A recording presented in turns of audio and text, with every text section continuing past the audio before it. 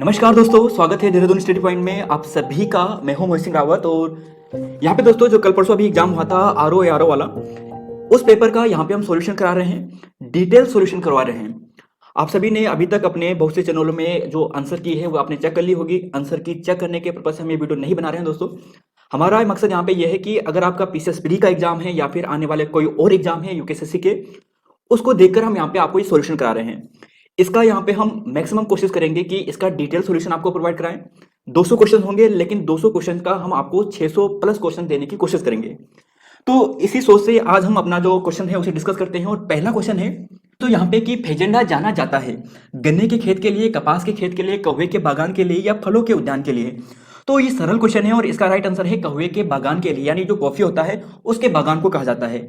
अब यहाँ पे एक चीज देखिए दोस्तों कि कौवे का बागान जो फेजेंडा है वो कहाँ पर होता है, आप सभी जानते हैं ब्राजील में। यानी जो ब्राजील में जो कौवे या कॉफी का जो बागान है वहां पे उसे फेजेंडा कहा जाता है। और यहाँ से कुछ और प्रश्न बनते हैं कौवे से यानी कॉफी से। अरेबिका और रोबस्टा ये प्रमुख प्रजाति है कॉफी की भारत में। और जलवायु की बात करें तो 15 से लेकर 28 डिग्री सेल्सियस तक यहाँ के तापमान की आवश्यकता होती है। 150 से लेकर 250 सेंटीमीटर इसके लिए वर्षा आवश्यक होती है। और राज्य में यानी भारतवर्ष की बात करें तो भारत में जो सर्वाधिक जो कॉफी उत्पादन होता है वो कर्नाटक में, और दूसरा स्थान किसका है, केरल का है। तो पहले क्वेश्चन का right answer option number C हो गया। अब बात करते हैं दूसरे क्वेश्चन पे। क्वेश्चन नंबर 2 है यहाँ पे कि डार्लिंग है एक नहर, नगर, झील या फिर एक नदी। तो यह भी काफी प्रसिद्ध है, आप सभी जानते होंगे। ऑप्शन डी जो है यानी एक नदी है, ये इसका राइट आंसर है। यहाँ पे दोस्तों डार्लिंग की बात करें तो यह जो नदी है ये सिडनी शहर से होकर गुजरती है, काफी इंपॉर्टेंट हो गया। और ऑस्ट्रेलिया की एक प्रसिद्ध नदी और है जिसका नाम है मर्रे, यानी 2 प्रसिद्ध नदी है, मर्रे डार्लिंग वगैरह। मर्रे हो गई यहाँ की सबसे बड़ी नदी और डार्लिंग यानी बहुत प्रसिद्ध है, यह सिडनी शहर से होकर गुजरती है। क्वेश्चन नंबर 3 की बात करते हैं। निम्नलिखित में से कौन सी उष्णकटिबंधीय वर्षा वनों की विशेषता है? ग्रीष्म काल में वर्षा, साल भर वर्षा, केवल शीतकाल में वर्षा, ये एक निश्चित आर्द्र व शुष्क काल। अब आपने अभी तक जहां भी आंसर की चेक की होगी आपने ये देखा होगा कि इसका जो राइट आंसर है ऑप्शन नंबर डी है, एक निश्चित आर्द्र व शुष्क काल। लेकिन दोस्तों जहां तक अगर आप हमें पूछेंगे तो हम इसका राइट आंसर देंगे ऑप्शन नंबर बी, यानी साल भर वर्षा। उष्ण कटिबंधीय वनों की जो सबसे अच्छी विशेषता होती है, सबसे बड़ी विशेषता होती है, वे होती है यहां पर साल भर वर्षा। यह सोर्स दोस्तों जो हम आपको दे रहे हैं यह एमसी मैकग्रो हिल पब्लिकेशन की बुक है, काफी अच्छी बुक है। और वहां पर भी और भी कई जगहों में यह बताया गया है कि जो उष्ण कटिबंधीय वन होते हैं उनकी विशेषता होती है कि यहां पर साल भर वर्षा होती रहती है, क्योंकि सर्वाधिक तापमान होता है, जितना अधिक तापमान होगा उतनी अधिक वर्षा भी होगी। तो यही इसका राइट आंसर है। अगर आप देखोगे जैसे ये वाला क्षेत्र हो गया तो यहां पर जो भूमध्य रेखा होती है इसके आसपास वाले जो क्षेत्र है यहां पर अधिक वर्षा होती है। जैसे अमेजन की बात करें, ब्राजील की बात करें तो इस क्षेत्र में काफी वर्षा होती है, तो साल भर वर्षा इसका सही आंसर है। अब यहाँ पे कुछ और देखिए दोस्तों कि औसत तापमान की बात करें तो 27 डिग्री तक होती है और 250 सेंटीमीटर से भी अधिक यहाँ पे वर्षा होती है, तो बहुत ज्यादा वर्षा यहाँ पे होती है। अब ये एनसीईआरटी का रेफरेंस है। यहाँ के प्रमुख वृक्ष है रोजवुड, आबुनुस और महोगनी। अब दोस्तों यहाँ पर एक फैक्ट आप ये भी ध्यान रख देना कि जैसे जो जलवायु है तो कोपेन एक जर्मन वैज्ञानिक थे, उन्होंने जलवायु का विभाजन क्या किया था, 5 प्रकार से किया था और उसमें एक उष्णकटिबंधीय वन था। इसके अलावा अगर हम जैसे इंग्लिश में बात करते हैं तो मेगा थर्मल हो गया, एक हो गया ड्राई डेजर्ट हो गया या सेमी डेजर्ट हो गया, एक है मेसोथर्मल, माइक्रोथर्मल और एक होता है पोलर क्लाइमेट। तो 5 भागों में जो जर्मन वैज्ञानिक थे कोपन, उन्होंने डिवाइड किया था। काफी प्रसिद्ध है, डायरेक्ट पूछा जाएगा आपको फैक्ट कि कोपन के अनुसार उन्होंने जो जलवायु का विभाजन किया था कितने प्रकार से किया था, तो 5 प्रकार से किया था। अब बात करते हैं अगले क्वेश्चन पे। क्वेश्चन नंबर 4 है कि चीन की सबसे लंबी नदी है। तो राइट आंसर क्या है, ऑप्शन नंबर ए, यानी यांगत्जे जो नदी है वो सबसे बड़ी है। अगर यहाँ पे बात करें दोस्तों कि एशिया की 3 सबसे लंबी नदी, यांगत्जे नदी, येलो रिवर नदी और मेकोंग रिवर नदी। जो यांगत्जे नदी है इसकी लंबाई है 63 किलोमीटर, यानी 6300 किलोमीटर। और येलो रिवर की बात करें जिसे होंगहो भी कहते हैं, यह भी चीन में मिलेगी और लगभग यह भी 3 यानी 3500 के आसपास इसकी लंबाई है। फिर है मेकोंग नदी, यह आपको कहां पे मिलेगी दोस्तों, इसका आंसर आप नीचे कमेंट बॉक्स में लिखना कि जो मेकोंग रिवर है काफी प्रसिद्ध है, यह किस देश से होकर गुजरती है, यानी किस किस देश से होकर गुजरती है, काफी प्रसिद्ध नदी है। तो यांगत्जे नदी सबसे बड़ी है एशिया की, 6300 किलोमीटर हो गया। और दुनिया की सबसे बड़ी नदी कौन सी है, इसका आंसर आप कमेंट बॉक्स में जरूर दें। क्वेश्चन नंबर 5 की बात करते हैं। किस देश को लैंड ऑफ थंडरबोल्ट कहा जाता है? तो सरल क्वेश्चन है और इसका राइट आंसर है ऑप्शन नंबर डी, यानी भूटान। अगले क्वेश्चन की बात करते हैं। जापान क्या सुदूर उत्तरी द्वीप कौन है, यानी सबसे जो नॉर्डेस्ट जो शहर है यानी जो द्वीप है यानी आइलैंड है वो कौन सा है? तो दोस्तों इसकी बात करें तो इसका राइट आंसर है ऑप्शन नंबर सी, यानी होक्काइडो। अब दोस्तों एक थोड़ा सा मैं आपको यहाँ पे समझाने की कोशिश करता हूँ। जैसे ये एक हल्का सा मैप ड्रॉ करता हूँ। जैसे जापान की मैप की बात करें कुछ इस प्रकार से है, यानी अगर हम ऐसे बात करें तो जापान का मैप कुछ इस प्रकार है और ये आपको कुछ इस प्रकार से मिलेगा। तो जापान का मैप आपको कुछ इस प्रकार से मिलेगा दोस्तों, एक यहाँ पे छोटा सा ये मिलेगा और तीसरा आपको यहाँ पे इस प्रकार से मिलेगा। तो यह जापान का मैप है जो सबसे ऊपर है, यानी ये वाला जो एरिया है इसे बोलते हैं दोस्तों होक्काइडो। क्या है दोस्तों, ये जो एरिया है ये है होक्काइडो। फिर जो बीच वाला है यानी जो यह वाला एरिया है इसे क्या बोलते हैं, ध्यान रखना दोस्तों, इसे बोलते हैं होन्शु। तो इसे कहते हैं होन्शु। और जो यहाँ पे जो तीसरा आपको दिखाई दे रहा है यह है शिकोकू, शिकोकू। और यहाँ पे आपको जो चौथा और सबसे नीचे आपको दिखाई दे रहा है वो है क्याशु या क्यूशु। दोस्तों एक चीज यहाँ पे ध्यान रखना, ऐसे प्रश्न बनते हैं कि इसे दक्षिण से उत्तर की ओर लगाइए या उत्तर से दक्षिण की ओर लगाइए। तो होक्काइडो हो गया, होन्शु हो गया, शिकोकू हो गया या क्यूशु हो गया। अब एक प्रश्न मैं आपको यहाँ पे पूछता हूं, जो हिरोशिमा शहर है और जो राजधानी है जापान की टोक्यो, वह आपको इन चारों द्वीपों में से किस द्वीप में मिलेंगे? इसका आंसर कमेंट बॉक्स में जरूर दें, काफी इंपॉर्टेंट प्रश्न है। अब दोस्तों यहाँ पे एक चीज ये भी ध्यान रख लीजिए कि वर्तमान में अगर आपको पूछा जाए कि यहाँ के प्रधानमंत्री कौन है तो वो फुमियो किशिदा है। और इनकी पार्टी के नाम बात करें तो लिबरल डेमोक्रेसी पार्टी है, डेमोक्रेटिक पार्टी है। तो यह भी आप जापान से ध्यान रखना। क्वेश्चन नंबर 7 है, दक्षिण गोलार्ध में वायु के बाईं ओर मुड़ने का कारण क्या है? तो दक्षिण गोलार्ध में वायु के बाईं ओर मुड़ने का जो कारण है वह है पृथ्वी का घूर्णन। ऑप्शन नंबर बी इसका राइट है। देखिए दोस्तों यहाँ पे बात करें तो यह जो होता है ये होता है कोरोलिसिस बल के कारण। कोरोलिसिस बल के कारण यहाँ पे जो दक्षिण गोलार्ध में है वायु वहां पे बाईं ओर मुड़ती है और यह होता है पृथ्वी के घूर्णन के कारण। तो कोरोलिसिस बल का प्रभाव होता है और जो बनता है पृथ्वी के घूर्णन के कारण। यहां से क्या क्या प्रश्न बनते हैं इस चीज का आप नोट करें। कोरोलिसिस बल की बात करें तो नॉर्थ पोल में जो हवा होती है वो दाईं ओर मुड़ती है, साउथ पोल में बाईं ओर मुड़ती है और भूमध्य रेखा में लगभग शून्य होती है या फिर शून्य होती है। तो यह चीज ध्यान रखें। अब बात करते हैं हम यहाँ पे आगे की ओर। अगले क्वेश्चन है क्वेश्चन नंबर 8, पृथ्वी का निकटतम ग्रह कौन सा है? देखिए दोस्तों शायद आज वीडियो काफी लंबी होने वाली है, लेकिन कोशिश हमारी है कि हम आपको इंपॉर्टेंट फैक्ट दें और यदि आप इसे पूरा देखते हैं तो आपको लगभग 10-15 क्वेश्चन पीसीएस प्री में भी आपको देखने को यहां से मिल सकते हैं। बात करते हैं पृथ्वी का निकटतम ग्रह कौन सा है, तो आप सभी जानते हैं ऑप्शन नंबर ए यानी शुक्र ग्रह है। तो ऑप्शन नंबर ए हो गया। अब दोस्तों शुक्र ग्रह के उपनाम क्या क्या है आप जरूर बताइए। आपको मैं प्रश्न देता हूं, कमेंट बॉक्स में इसका आंसर लिखिए, इसके उपनाम क्या क्या हैं। और यह सबसे गर्म होता है, यानी शुक्र ग्रह सबसे गर्म होता है, आप सभी जानते हैं। यह गर्म क्यों होता है इसका भी कारण आप लिखिए। तो दोस्तों ये हो गया। क्वेश्चन नंबर 9 की बात करते हैं। क्वेश्चन नंबर 9 है कि एशिया महाद्वीप से बाहर विश्व में सर्वोच्च जो पर्वत शिखर है वो कौन सा है? तो देखिए दोस्तों इसका जो राइट आंसर है आपको मिलेगा ऑप्शन नंबर सी यानी माउंट एकांगुआ। तो माउंट एकांगुआ आपको ये मिलेगा। अब यहां पे बात करें जैसे और की बात करें, जैसे माउंट लोगन की बात करें तो कनाडा में मिलेगा 5000 यानी 59 मीटर इसकी हाइट मिलेगी। एल्ब्रूस की बात करें तो रूस में आपको मिलेगा 56-42 मीटर इसकी हाइट है। और माउंट एकांगुआ की बात करें तो 6961 मीटर इसकी हाइट मिलेगी और यह आपको अर्जेंटीना में मिलेगा। और माउंट किलिमंजारो की बात करें तो तंजानिया में आपको मिलेगा और 5895 मीटर इसकी आपको हाइट मिलेगी। तो क्वेश्चन नंबर 9 ये हो गया है। अब बात करते हैं क्वेश्चन नंबर 10, विश्व में सर्वोच्च जलप्रपात कौन सा है? तो देखिए दोस्तों विक्टोरिया है, एंजल है, तुगेला है या फिर न्यागरा है। तो इसका राइट आंसर है एंजल जलप्रपात। अगर यहां पे देखिए दोस्तों एंजल की बात करते हैं तो ये आपको वेनेजुला में मिलेगा। जो कुरुन रिवर है यानी चुरुन या कुरुन जो भी रिवर कहें आप प्रोनाउंसिएशन में, इस नदी पर है जो केरोनी नदी की सहायक नदी है। तो एंजल प्रपात वेनेजुला में चुरुन नदी या कुरुन नदी और केरोनी नदी की जो सहायक है उस पर है। इसके अलावा और बात करें कुछ इंपोर्टेंट है, विक्टोरिया जाम्बिया नदी पर है, जाम्बिया शहर पे है, जाम्बेजी नदी पर। और नायग्रा तो आप सभी जानते हैं अमेरिका और उसके बीच में मिलेगा आपको, कनाडा के बीच में। और तुगेला की बात करें तो ये ड्रेकन्सबर्ग साउथ अफ्रीका में आपको मिलेगा। तो क्वेश्चन नंबर 10 यहां से ये हो गया है। अगले क्वेश्चन की बात करते हैं। यूरोप में उत्तरी सागर का जो मत्स्य खेत क्षेत्र जाना जाता है तो ये काफी प्रसिद्ध क्षेत्र है और इस क्षेत्र को जाना जाता है डोगर किनारे में। यहाँ पे जो आपको घास दिखेगी लगभग पीला पीला क्षेत्र दिखाई देगा और यहाँ पर मछली उत्पादन के लिए बहुत प्रसिद्ध घास मिलती है। तो इसलिए यहाँ पे सबसे ज्यादा मछली होती है और यह क्षेत्र है डोगर किनारा जो आपको ब्रिटेन के सामने मिलेगा। तो ऑप्शन नंबर डी हो गया। क्वेश्चन नंबर दोस्तों यहाँ पे बात करते हैं 12 की और 12वां क्वेश्चन है कि निम्नलिखित में से कौन सा सुमेलित नहीं है? आप सभी जानते हैं तराइन का प्रथम युद्ध 1191 में हुआ था, ये तो गलत हो गया। पानीपत का द्वितीय युद्ध तो 1576 में बिल्कुल गलत है, 1556 में हुआ था।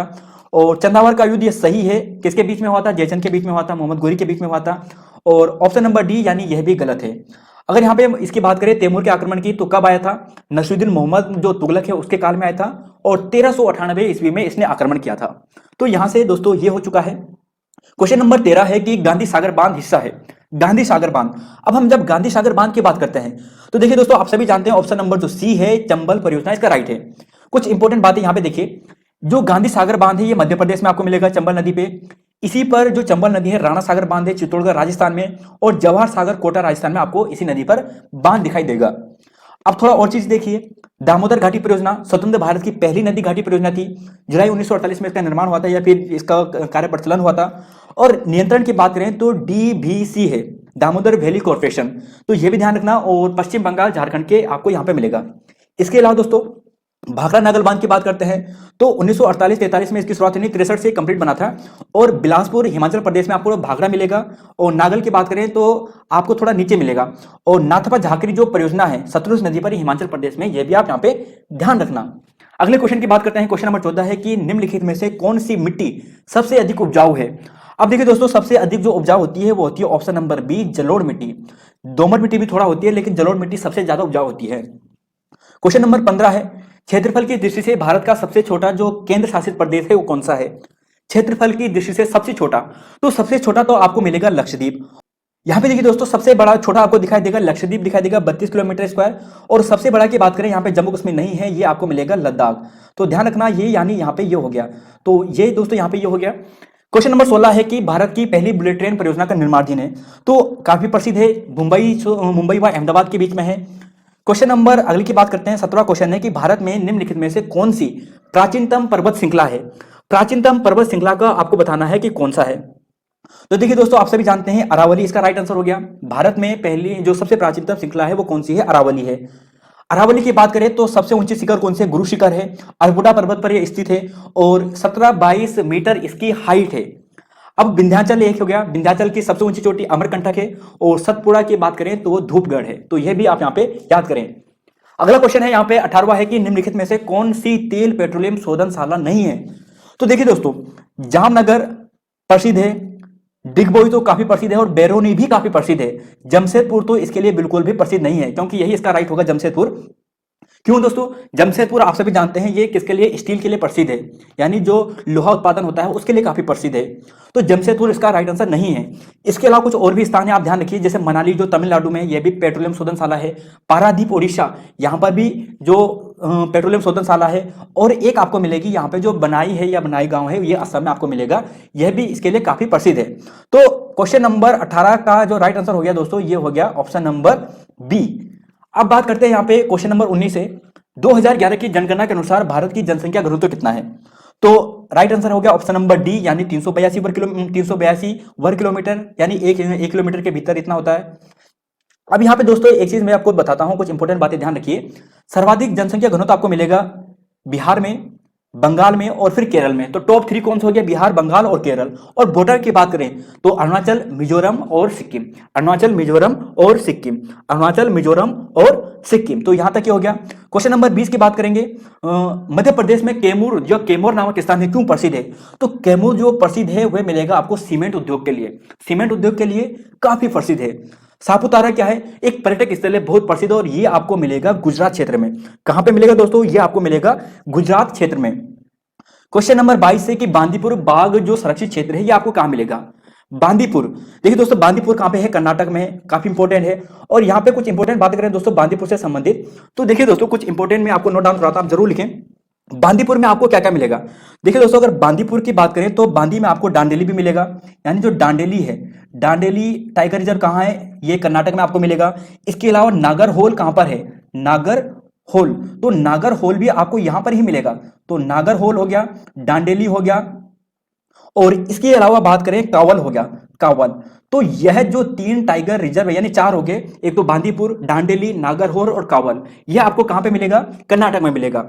अब यहां पे कुछ एक चीज दिखाता हूं कि अभी हाल ही में 2019 के आसपास जनगणना हुई थी बाघों की, और उस आधार पर सर्वाधिक जो बाघ आपको देखने को मिलेंगे वो मध्य प्रदेश में मिलेंगे, और फिर आपको देखने को कर्नाटक में, और फिर आपको उत्तराखंड में।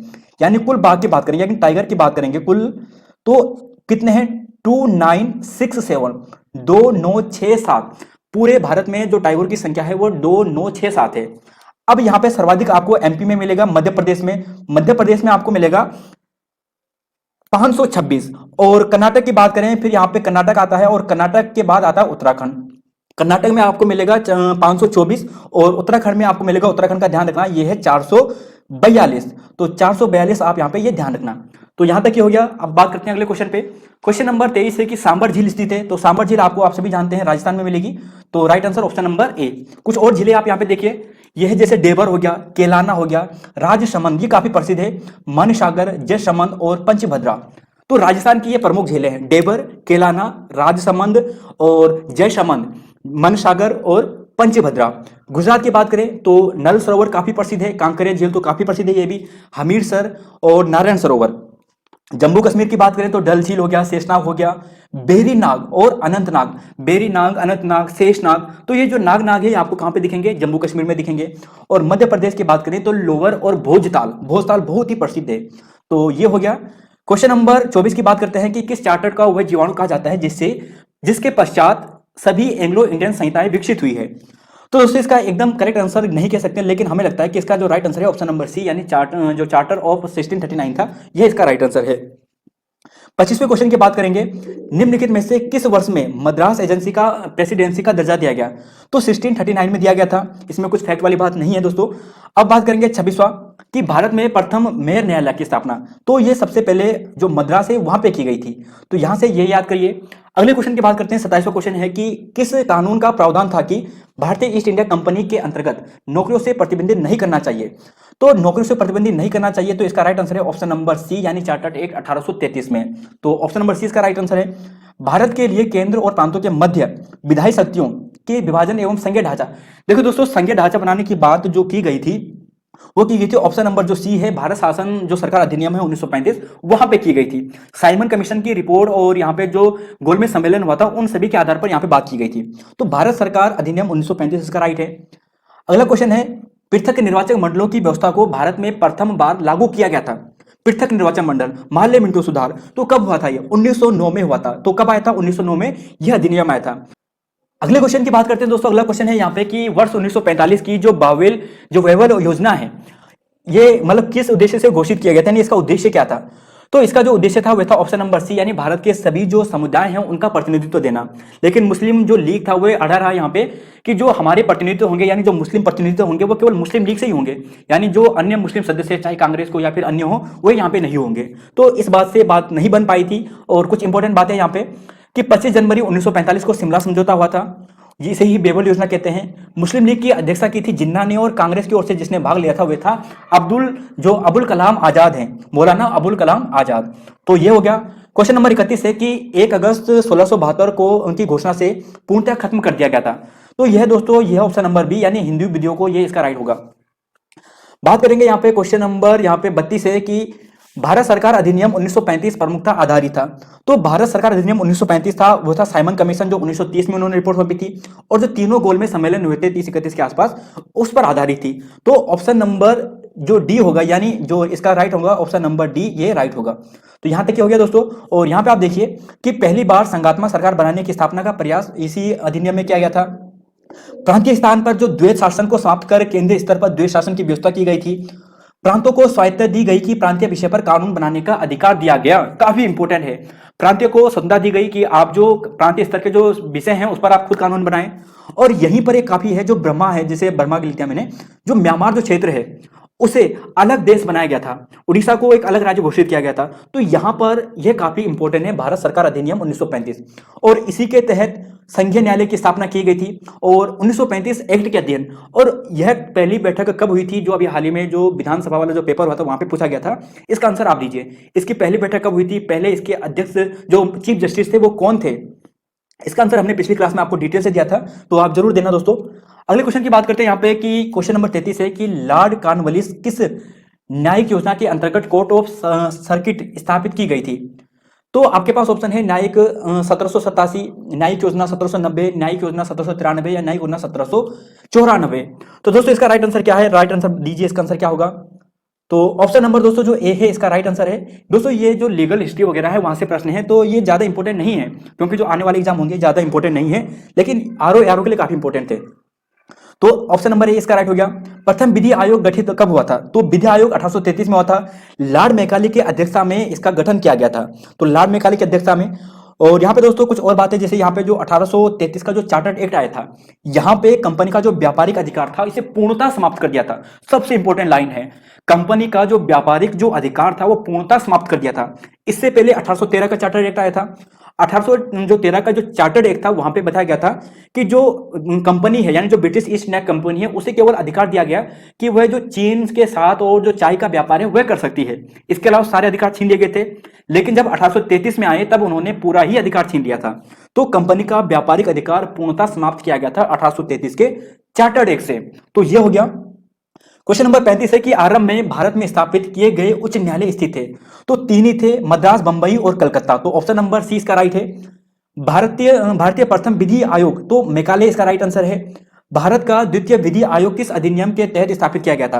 तो दोस्तों इसका राइट आंसर क्या होगा, आप आंसर दे सकते हैं, और 1853 इसका राइट है, ऑप्शन नंबर डी। स्वतंत्र भारत के संविधान का निर्माण करने हेतु संविधान निर्माता सभा गठित हुई थी। तो संविधान निर्माता जो सभा गठित हुई थी तो आप सभी जानते हैं 1946 में हुई थी। तो 38 का हो गया ऑप्शन नंबर डी।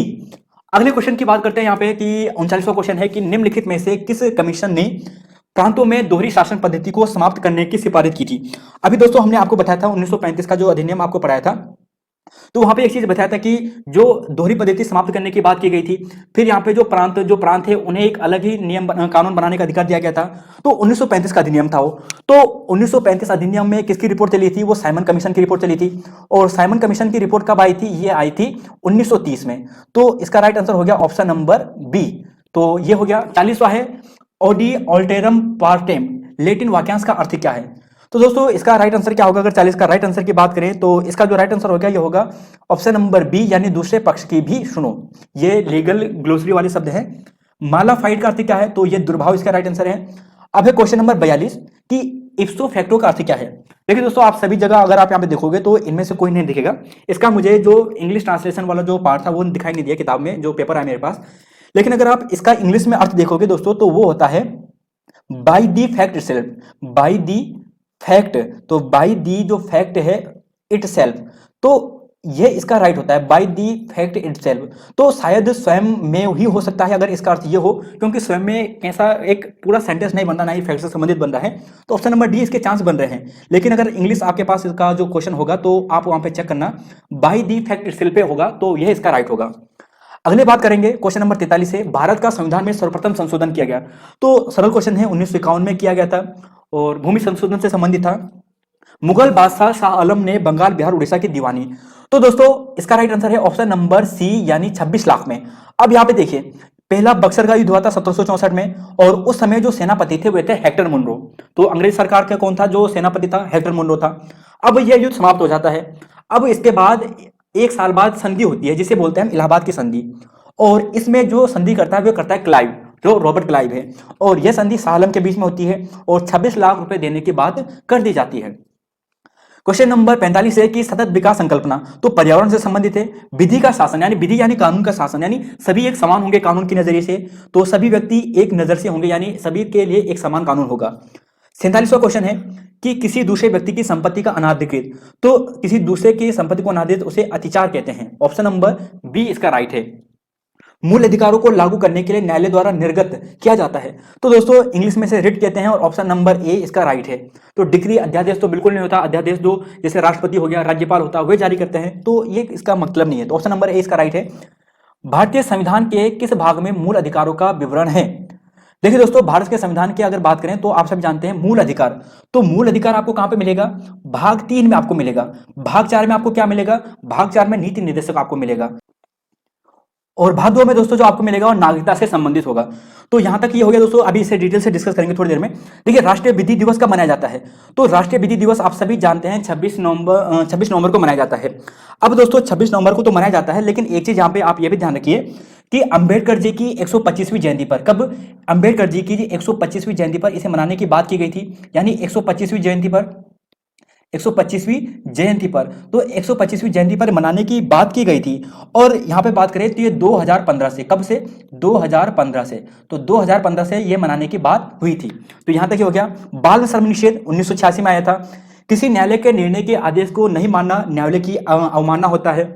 अब यहाँ पे देखिए दोस्तों, जैसे कुछ इंपॉर्टेंट है, जैसे प्रस्तावना से संबंधित या फिर अन्य महत्वपूर्ण बातें भागों से संबंधित। तो देखिए दोस्तों, यहाँ पे आप डिटेल से पढ़ना। यहाँ पे हम केवल जो भाग है, जो अभी आप क्वेश्चन आया था वहां से आपको करवा रहे हैं। भाग 1 में आपको संघ राज्य क्षेत्र, भाग 2 में नागरिकता, भाग 3 में मौलिक अधिकार, भाग 4 में नीति निर्देशक, 4.1 में मूल कर्तव्य, भाग 5 में संघ, 6 में राज्य, 8 में केंद्र शासित प्रदेश, 11 में केंद्र राज्य संबंध और 18 में आपातकाल।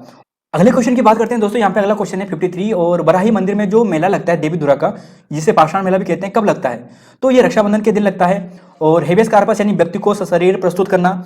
और 55वां क्वेश्चन है यहाँ पे कि उत्तराखंड में जो औसत जोत का आकार है वो कितना होता है? देखिए दोस्तों, जोत का जो आकार होता है वो होता है 0.89, ये ध्यान रखना वर्तमान में। और 56 की बात करें, भारत की जनगणना 2011 के अनुसार ऋणात्मक कहां पे था? तो ऋणात्मक आपको 2 जगह मिलेगा, अल्मोड़ा और गढ़वाल में। इसका आंसर देखिए दोस्तों, अगर आप डिटेल से देखिए तो 10 की वृद्धि दर 2001 से 2011 की बात करें तो 18.81% था। सर्वाधिक आपको उधम सिंह नगर, फिर देहरादून और फिर हरिद्वार में मिलेगा। सबसे कम पौड़ी में मिलेगा -1.41, और अल्मोड़ा में उसके बाद मिलेगा आपको -1.28। तो ये चीजें याद करिए। और अगले क्वेश्चन की बात करेंगे, उत्तराखंड राज्य में घोषित 8वां नगर निगम है। तो 8वां नगर निगम जो है वो दोस्तों वह है कोटद्वार। इसका राइट आंसर क्या हो गया? कोटद्वार इसका राइट आंसर हो गया। तो यहाँ पे इसका राइट आंसर ये हो गया है। अब दोस्तों यहाँ पे एक चीज देखिए कि जैसे बात करें कोटद्वार को नगर निगम घोषित करने की, तो 8 दिसंबर 2017 को। और यहाँ पे अगर बात करें श्रीनगर की बात करें, हाल ही में क्या गया था, तो सितंबर में घोषणा की गई थी 2021 में। 2021 यहाँ पे लिख देता हूं मैं 2021। तो 2021 में घोषणा की गई थी और 31 दिसंबर में अधिसूचना भी जारी कर दी गई थी। तो यानी ये तक ये हो गया यहाँ से। अगला क्वेश्चन है दोस्तों यहाँ पे कि ब्रिटिश गढ़वाल का जो गजेटर है, ब्रिटिश गढ़वाल गजेटर, तो वाल्टर ने लिखा, कब लिखा? 1910 में लिखा। कब लिखा? 1910 में। अब यहीं पर जैसे 2-3 प्रश्न बनते हैं। ब्रिटिश गढ़वाल तो हो गया, अल्मोड़ा गजेटर और देहरादून गजेटर। तो अल्मोड़ा और देहरादून गजेटर दोनों भी वाल्टर ने लिखे हैं। कब लिखे हैं, यानी कब प्रकाशित हुए थे? 1911 में प्रकाशित हुए थे। अगला क्वेश्चन है यहाँ पे क्वेश्चन नंबर, यहाँ पे साफ लिख देता दोस्तों, जैसे कि पहचान में दिक्कत ना आपको, 1910। अब क्वेश्चन यहाँ पे है 59वां है कि रामनगर विधानसभा। तो रामनगर आपसे भी जानते हैं, ये नैनीताल में आपको मिलेगा। उत्तराखंड राज्य का सुदूर पूर्वी क्षेत्र, सबसे पूर्वी कौन सा? पिथौरागढ़ है। और सार पद्धति है, यानी जो फसल चक्र होता है, आप सबने देखा होगा, जो ग्रामीण क्षेत्र से, गढ़वाल क्षेत्र से या कुमाऊं क्षेत्र से, पहाड़ क्षेत्र से, तो अलग अलग सारियां होती है। किसी सारी में कभी कुछ बोया जाता है, जैसे कभी गेहूं बो दिया, कभी ये बो दिया, या फिर कभी गेहूं, कभी धान वगैरह, कभी मसूर दाल वगैरह। तो अलग अलग ये चक्र चलता रहता है, तो इसी को सार पद्धति भी कहेंगे। 62 है कि गोरखों ने कुमाऊं पर अधिकार किया था। तो 1790 में किया था। इसके अलावा दोस्तों आप सभी जानते होंगे कि 1790 तो उन्होंने आक्रमण किया था। 1791 की बात करेंगे, तो यहाँ पर अगर बात करें 1791 में, यहाँ पर 1791, तो 1791 में क्या था? लंगूरगढ़ पर आक्रमण किया था, गढ़वाल पर आक्रमण, तो गढ़वाल पर आक्रमण किया था। और 1792 में क्या हुआ था? संधि हुई थी, तो जिसे लंगूरगढ़ की संधि भी कहते हैं। और यह संधि गोरखों और गढ़वाल का जो राजा था उस समय प्रद्युम्न था, उसके मध्य हुई थी। तो यहां तक ये हो गया। और अगले क्वेश्चन की बात करेंगे, क्वेश्चन नंबर 63 है और इसे सुमेलित करना है। तो सतोपंथ की बात करें तो ये आपको मिलेगा अलकनंदा में, यानी अलकनंदा नदी निकलती है। खतलिंग की बात करें तो खतलिंग और चोराबाड़ी की बात करें, काफी प्रसिद्ध है, मंदाकिनी नदी निकलती है, बाढ़ भी आई थी। खतलिंग की बात करें तो भिलंगना हो गया, और मिल्लम की बात करें तो ये आपको गोरी नदी हो गया। तो ऑप्शन नंबर जो बी आएगा इसका राइट आंसर होगा। क्वेश्चन नंबर यहाँ पे 64 है कि बीरचंद सिंह गढ़वाली प्रसिद्ध है पेशावर कांड के लिए। कांड कब हुआ था? तो 1930 में हुआ था। कुछ चीजें यहाँ पे नोट डाउन कर लीजिए। बीरचंद सिंह गढ़वाली 25 दिसंबर 1891 में जन्म हुआ था, 91 है ये दोस्तों, और 2/8 राइफल से थे। 23 अप्रैल 1930 को ये कांड हुआ था। गोली चलाने का आदेश किसने दिया था? कैप्टन रिकेट ने। किसने? कैप्टन रिकेट ने। गढ़वाल दिवस मनाने की घोषणा मोतीलाल नेहरू ने की थी। वकील कौन थे? गढ़वाली जी के मुकुंदी लाल थे। और जेल के से कब रिहा हुए थे? 1941 में। डाक टिकट कब जारी किया गया था? 1994 में। तो यह बातें भी आप यहाँ पे याद करिए। क्वेश्चन नंबर 65 है कि देहरादून में सर्वे ऑफ इंडिया की बात करेंगे, तो ऑप्शन नंबर जो ए है यानी 1767, यानी 1767, यानी इसका राइट आंसर है। तो क्वेश्चन नंबर ये हो गया दोस्तों। अब कुछ अगर बात यहाँ पे देखिए कि 1767 में जैसे इसकी स्थापना हुई थी, हेडक्वार्टर 1842 में आया था, और डाक टिकट की बात करें तो 1854 में जारी किया गया था। क्वेश्चन नंबर 66 है, उत्तराखंड में असिंचित जो उपजाऊ भूमि है, तो असिंचित उपजाऊ भूमि को क्या कहते हैं? तो इसे कहते हैं उपराव दोयम। अब एक यहाँ पे आता है इजरान भूमि, काफी प्रसिद्ध है। इजरान कहते हैं जो निम्न श्रेणी की जो उबाड़ खबाड़ वाली जो भूमि होती है, बेकार भूमि होती है, उसे कहते हैं इजरान। तो यह भी आपको पूछा जा सकता है। तलाऊ अव्वल जो तलाऊ दोयम है, यह भी काफी उपजाऊ भूमि होती है, यानी सिंचित भूमि होती है प्रकार की। क्वेश्चन नंबर 67 है कि उत्तराखंड राज्य में कितने जिलों की सीमा अंतर्राष्ट्रीय सीमा से लगती है? तो 5 इसका राइट आंसर है दोस्तों, यानी ये हो गया। और आप सभी जानते हैं कौन कौन सा है, एक है उत्तरकाशी, चमोली, पिथौरागढ़, चंपावत, और यहाँ पे आपको एक और मिलेगा वह है उधम सिंह नगर। तो यानी यहाँ तक ये हो गया। क्वेश्चन नंबर 68 है कि उत्तराखंड कोटद्वार जो टनकपुर पेटी है, ये जो क्षेत्र आएगा दोस्तों, ये आएगा ऑप्शन नंबर बी यानी उपोष्ण। तो उपोष्ण यहाँ पे सही होगा। क्वेश्चन नंबर है 69 कि निम्नलिखित क्षेत्रफल के अनुसार उत्तराखंड जनपदों का आरोही क्रम क्या है। तो आरोही क्रम की बात करें, सबसे छोटा है चंपावत, फिर रुद्रप्रयाग और फिर बागेश्वर। तो ऑप्शन नंबर डी इसका राइट होगा, इसे अभी देखेंगे। और टिहरी रियासत भवानी शाह के जंगलों को कटान ठेका दिया था, तो ये विल्सन को दिया था, ऑप्शन नंबर ए इसका राइट है। अब दोस्तों आप यहाँ पे कुछ इंपॉर्टेंट बातें देख सकते हैं, जैसे जिला क्षेत्रफल की बात करें कि किसका कितना कितना क्षेत्रफल है। तो यहाँ पे आप देखिए टॉप 3 टॉप 5 जितने भी हैं आप यहाँ पे देख सकते हैं। सबसे कम आपको चंपावत का मिलेगा 1766, और रुद्रप्रयाग की बात करें तो 1984, और बागेश्वर की बात करें तो 2246, और यहाँ पे सबसे ज़्यादा भी आप यहाँ पे देख सकते हैं। तो यहाँ तक दोस्तों ये है। अगले क्वेश्चन की बात करेंगे, कत्यूरी शासकों की राजधानी कहाँ थी। तो कत्यूरी है ऑप्शन नंबर सी।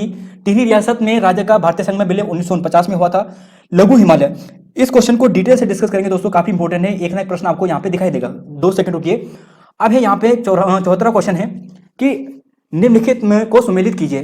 तो सेंचुरी जो पेपर मिल है लाल कुआं काफी प्रसिद्ध है। भारत हेवी इलेक्ट्रिक रानीपुर सही है। हिंदुस्तान मशीन जो टूल है ये रानीबाग में मिलेगा। और भारत इलेक्ट्रॉनिक्स की बात करें तो ये आपको कहाँ पे मिलेगा, कोटद्वार में मिलेगा। तो इसका right answer option number D आ गया। अब देखिए दोस्तों, यह हिमालय के भ्रंश, हमने जब हिमालय की क्लास पढ़ाई थी आपको, तो वहां पे बताया था कि हम इसे इस प्रकार बांटते हैं कि माना एक हिमालय है, और हिमालय को हमने इस प्रकार के 3 मुख्य भ्रंश में बांटे। सबसे पहले देखिए, इसे बोला जो इसका वाला जो ऊपर क्षेत्र है, यानी यहाँ पे ये वाला जो क्षेत्र है महान हिमालय है, बीच वाला मध्य लघु हिमालय जिसे हम कहते हैं, तीसरा यहाँ पे शिवालिक, और सबसे नीचे आपको मैदानी क्षेत्र मिलेगा। यह आपको इस प्रकार मिलेगा। सबसे ऊपर महान जिसे बृहद हिमालय भी कहते हैं, मध्य हिमालय लघु हिमालय वाला ये वाला क्षेत्र, शिवालिक की बात करें तो ये वाला क्षेत्र, और मैदानी सबसे नीचे। तो बृहद हिमालय, महान हिमालय और लघु हिमालय के बीच में यहाँ पे कौन सा है, तो यह जो आपको मिलेगा वह है एमसीटी। तो महान हिमालय और मध्य हिमालय के बीच में एमसीटी यानी मेन सेंट्रल थ्रस्ट, या बृहद हिमालय लघु हिमालय के बीच में एमसीटी। फिर आपको दिखेगा एमबीटी जिसे एमबीएफ भी कहते हैं, मेन बाउंड्री थ्रस्ट या मेन बाउंड्री फोल्ड, लघु हिमालय और शिवालिक के बीच में। और सबसे नीचे आपको मैदानी में दिखेगा, ये आपको एचएफएफ दिखेगा, हिमालयन फ्रंटल फोल्ड, शिवालिक के बीच में और मैदानी भाग के बीच में। और सबसे ऊपर यहाँ पे अगर आप देखोगे तो यह है ट्रांस हिमालय। तो ट्रांस हिमालय को कहते हैं ITSZ यानी इंडस सांगपो सिडुए जोन। तो इस फिगर को आप देखना, और कौन सा भ्रंश किसे अलग करता है यह भी आप यहाँ से आसानी से समझ सकते हैं, किस किस को कौन सा भ्रंश है। जरूर देखिए, एक प्रश्न आपको एग्जाम में दिलाकर जाएगा। 75 क्वेश्चन है कि गढ़वाल वंश का संस्थापक कौन था। तो कनकपाल था, आप सभी जानते होंगे। और क्षेत्र की बात करें 2001 की जनगणना के अनुसार उत्तराखंड राज्य का जनसंख्या घनत्व कितना है। तो जनसंख्या घनत्व कितना है, यह है 189। तो देखिए दोस्तों, यहाँ पे एक चीज यहाँ पे आपको बता देता हूँ दोस्तों कि 2001 में था 159 और 2011 में 189। सर्वाधिक हरिद्वार, फिर उधम सिंह नगर, फिर देहरादून, सबसे कम उत्तरकाशी, फिर चमोली और फिर पिथौरागढ़। यहाँ तक ये हो गया। और यानी यहाँ पे देखो 59 से 89 यानी +30 की वृद्धि हुई। तो कितनी की वृद्धि हुई, +30 की वृद्धि हुई। तो +30 की यहाँ पे क्या हुई, वृद्धि हुई। तो यह भी याद देखना दोस्तों। क्वेश्चन नंबर 77 है कि अल्मोड़ा जनपद झिरोली प्रसिद्ध है। अब यह प्रश्न डिलीट होने की संभावना है। झिरोली जो प्रसिद्ध है वो आपको मिलेगा मैग्नेसाइट के लिए। यहाँ पर मैग्नेसाइट के आपको कारखाने मिलेंगे, मैग्नेसाइट के यहाँ पे आपको खनन दिखाई देगा, और तांबा के लिए भी थोड़ा बहुत प्रसिद्ध है। तो सर्वाधिक जो प्रसिद्ध है वो मैग्नेसाइट के लिए, दूसरा ऑप्शन तांबा के लिए। अब देखते हैं आयोग इसके दोनों ऑप्शन मानता है या फिर केवल ऑप्शन बी ही इसका आंसर मानता है। 78वां क्वेश्चन है कि उत्तराखंड की सर्वाधिक प्राचीन जाति। अब हम यहाँ पे बात करें तो यह है कोल। तो कोल जाति की बात करें तो डॉक्टर शिव प्रसाद डबराल जी की बात करें तो वो कोल को मानते हैं। तो 69 का डी हो गया। 79 है उत्तराखंड विधानसभा के लिए मनोनीत सदस्य। अब यहाँ पे उत्तराखंड विधानसभा में मनोनीत सदस्य अब तो नहीं है, एंग्लो इंडियन समुदाय से अब यहाँ पे समाप्त कर दिया है। तो एंग्लो इंडियन समुदाय होगा। और उत्तर प्रदेश पुनर्गठन विधान लोकसभा में कब रखा गया। तो लोकसभा में रखा गया था 1 अगस्त 2000 को। वैसे क्वेश्चन अगर किसी ने इस पर प्रत्यावेदन देगा तो वो डिलीट होगा। यहाँ पे पूछा गया है लोकसभा में कब रखा गया था, ना कि कब पारित हुआ था। पारित हुआ था 1 अगस्त को, 10 अगस्त को राज्यसभा से पारित हुआ था। और बाकी यहाँ पे कुछ और चीजें देखिए आप यहाँ पे, जैसे 1 अगस्त को यानी ये हो गया लोकसभा में रखा गया था, 10 अगस्त की बात करें तो राज्यसभा में हुआ था, और 28 अगस्त की बात करें तो राष्ट्रपति ने इसे क्या किया था, मान्य किया था, इन्हें अपने हस्ताक्षर किए थे। लेकिन जुलाई अगस्त यानी जुलाई की बात करें तो जुलाई में क्या हुआ था, यह जो विधेयक है लोकसभा में रखा गया था। तो ऑप्शन नंबर फिलहाल ए हम इसे मान के चल रहे हैं। 81वां क्वेश्चन है कि उत्तराखंड राज्य की घोषणा के समय प्रधानमंत्री कौन थे। तो एचडी देवगौड़ा थे। और एचडी देवगौड़ा काफी प्रसिद्ध है दोस्तों। और एचडी देवगौड़ा से क्या प्रश्न बनते हैं, एच डी देवगौड़ा को, एच डी देवगौड़ा की बात करें तो आपको ध्यान रखना है कि इनकी पार्टी का नाम था जनता दल। क्या नाम था? जनता दल। तो जनता दल इनकी पार्टी का नाम था और ये 15 अगस्त 1996 को उन्होंने घोषणा की थी। कब की थी? 15 अगस्त 1996 को। तो 15 अगस्त 1996 को उन्होंने घोषणा की थी। 82वां क्वेश्चन है, निम्नलिखित में से, यहां पे देखते हैं कि 82वां क्वेश्चन है कि निम्नलिखित में से बीज बचाओ आंदोलन। तो बीज बचाओ आंदोलन टिहरी गढ़वाल से है और यह कब हुआ था? 1980 के दशक में हुआ था, 1980 यानी 1980 के दशक में। और कौन थे? विजय जरधारी। तो जो विजय जरधारी जी हैं, विजय जरधारी जी, तो विजय जरधारी इसका सही आंसर होगा। तो दोस्तों यहाँ पे ये हो गया विजय जरधारी वगैरह। 83 की बात करें कि किसने कहा था भारतीय संविधान वकीलों के लिए स्वर्ग है? तो आइवर जेनिंग्स ने कहा था। संविधान का मौलिक अधिकार की उप समिति किसने है? अब बहुत से स्टूडेंट यहाँ पे गए सरदार वल्लभ भाई पटेल पे, जो कि गलत है। इसका राइट आंसर है ऑप्शन नंबर डी यानी जेबी कृपलानी। परसों ही हमने आपको एक करवाया था और वहां पे आपको बताया था कि जो उप समिति है, यहाँ पे मौलिक अधिकार नहीं पूछा गया, मौलिक अधिकार समिति नहीं पूछी गई, मौलिक अधिकार उप समिति पूछी गई है और उप समिति थे जेबी कृपलानी, मौलिक अधिकार समिति थे सरदार पटेल। तो ये बातें अभी आपको थोड़ा और दिखाते हैं। 85 की बात करें कि राज्य नीति निर्देशक सत्ता, तो ये बी एन राव ने दिया था। तो नीति निर्देशक सत्ता का जो सिद्धांत दिया था वो बी एन राव ने दिया था, ना कि के एम मुंशी ने। तो 85 का ये हो गया। अब यहाँ पे देखिए दोस्तों जो काफी इंपॉर्टेंट है, जैसे यहाँ पे कुछ इंपॉर्टेंट बातें आप यहाँ पे डिटेल से पढ़ना। राज्यसभा का गठन कब हुआ था? ये 3 अप्रैल 1952 को, पहली बैठक 13 मई 1952 को वगैरह। इंपॉर्टेंट बातें जो डिस्कस करनी है दोस्तों वो ये है, मौलिक अधिकारों की जो उप समिति बनाई गई थी, तो मौलिक अधिकारों की जो उप समिति बनाई गई थी वो जेबी कृपलानी थे इसके अध्यक्ष। और इनकी पार्टी का नाम था किसान मजदूर पार्टी, आत्मकथा का नाम था माई टाइम्स। और 1946-47 यानी जब भारत स्वतंत्र हुआ था उस समय क्या थे? कांग्रेस के अध्यक्ष थे। तो यहाँ पे ये चीजें हो गया। अब बात करते हैं अगले क्वेश्चन की। क्वेश्चन नंबर 86 है, भारत के प्रथम मुख्य चुनाव आयुक्त कौन थे? तो Sukumar Sen, option number B इसका राइट है। कुमाऊं के चंद वंश का शासक सोमचंद हो गया। और यहां तक ये हो गया। समान नागरिक संहिता काफी प्रसिद्ध है, उत्तराखंड स्वीकार कराने वाला पहला राज्य भी बन सकता है गोवा के बाद। तो ये हो गया अनुच्छेद 44। 89वां है कि अनुच्छेद के अंतर्गत न्यायिक पुनरावलोकन। तो न्यायिक पुनरावलोकन आपको मिलेगा अनुच्छेद 13 में। कहां से लिया गया है? यूएसए से लिया गया है। तो न्यायिक पुनरावलोकन जो है वो आपको मिलेगा अनुच्छेद 13 में और अमेरिका के संविधान से ये लिया गया है। क्वेश्चन नंबर 90 है, ग्राम सभा का प्रावधान। देखिए दोस्तों जो अनुच्छेद 243 ए है वहां पे ग्राम सभा की परिभाषा दी गई है। अनुच्छेद 243 जो बी है, यानी अनुच्छेद 243 जो बी है दोस्तों, वहां पर अगर हम बात करते हैं तो वहां पर ग्राम सभा की जो बात की गई है वो पंचायत समिति के आधार पर की गई है, यानी पंचायत का एक भाग होगा। तो मोस्ट प्रोबेबली जो आंसर होगा ये ऑप्शन नंबर ए यहाँ पे होगा, यानी ग्राम सभा पंचायती का एक महत्वपूर्ण भाग है और इसकी एक स्थायी संस्था है, यह बताया गया है अनुच्छेद 243 बी में। तो यह भी आप याद करिए। अगले क्वेश्चन की बात करेंगे, क्वेश्चन नंबर यहाँ पे 91 है, प्रश्नकाल व संसद के सदन की कार्यवाही प्रारंभ होने के बीच के समय को क्या कहते हैं? तो इसे क्या कहेंगे? इसे कहते हैं शून्यकाल। जब शुरुआत भी नहीं होता यानी प्रश्नकाल, यानी जब संसद के सदन की कार्यवाही प्रारंभ होने से पहले का जो समय होता है उसे शून्यकाल कहते हैं। क्या कहते हैं? ऑप्शन नंबर बी यानी शून्यकाल। सर्वोच्च न्यायालय के अंतर्गत जल विवाद मामलों की बात करें तो जल विवाद आपको कहां पे मिलेगा? तो जल विवाद की बात करें अनुच्छेद 262 में आपको मिलेगा। कुछ प्रसिद्ध जल विवाद है, आप यहाँ पे लिखाता हूं मैं आपको। अगर यहाँ पे देखिए दोस्तों, सबसे कुछ अनुच्छेद यहाँ पे लिखाता हूं। ये ऑप्शन नंबर बी हो गया। एक आपको मिलेगा, जैसे यहाँ पे आपको मिलेगा, एक है कृष्णा नदी विवाद। कृष्णा है, कृष्णा नदी विवाद। तो कृष्णा नदी विवाद आपको किसके बीच में मिलेगा? यह मिलेगा आपको महाराष्ट्र में, महाराष्ट्र, इसके अलावा महाराष्ट्र, आंध्र प्रदेश और आंध्र प्रदेश के बाद आपको मिलेगा कर्नाटक में। तो कृष्णा नदी जो विवाद है आपको यहाँ पे मिलेगा इन 3 राज्यों में, महाराष्ट्र, आंध्र प्रदेश, कर्नाटक। इसके अलावा महानदी विवाद है, ये छत्तीसगढ़ उड़ीसा के बीच में मिलेगा। कावेरी विवाद है, तमिलनाडु, केरल और कर्नाटक के बीच में आपको मिलेगा। तो इस चीज को अपनी कॉपी में नोट डाउन करें। यहाँ पे समय नहीं है दोस्तों की, मतलब जगह नहीं है यहाँ पे लिखने की, तो इसलिए हम यहाँ पे प्रॉपर नहीं लिख पा रहे हैं। और क्वेश्चन भी बहुत ज्यादा है, लगभग 200 क्वेश्चन है, तो वीडियो काफी बड़ी भी होने वाली है। लोक अदालतों को किस संवैधानिक संशोधन द्वारा मान्यता दी गई? तो इसका 42वां संविधान संशोधन है, इस पे से कोई नहीं। तो 42वां संविधान संशोधन, 42वां संविधान संशोधन। तो यहां पर ये हो गया। अगले क्वेश्चन की बात करेंगे, 94 क्वेश्चन है कि संविधान के किस अनुच्छेद के अंतर्गत राज्यपाल को राज्य मंत्रिमंडल के उसके विनिर्माणों, जो विनिर्णय है, सूचना प्राप्त करने का अधिकार होता है? तो कहां पर होता है सूचना प्राप्त करने का अधिकार? तो इसका राइट आंसर क्या होगा? तो ये होगा 167, ऑप्शन नंबर बी, यानी यहाँ पे ये होगा। तो यहां तक ये हो गया दोस्तों। अगला क्वेश्चन है 95 क्वेश्चन है, अंतरराज्यीय परिषद 1990 में किस आयोग की सिफारिश पर की गई थी? तो योजना आयोग इसका राइट आंसर है। अब यहाँ पे एक चीज देखिए दोस्तों, अगर ये आपको पूछा जाए कि अंतरराष्ट्रीय जो परिषद, जो अंतरराज्यीय परिषद है, इसका गठन हुआ था मई 1990 में, ठीक है। और प्रधानमंत्री इसके अध्यक्ष होते हैं, यानी जो प्रधानमंत्री होते हैं वे इसके अध्यक्ष होते हैं।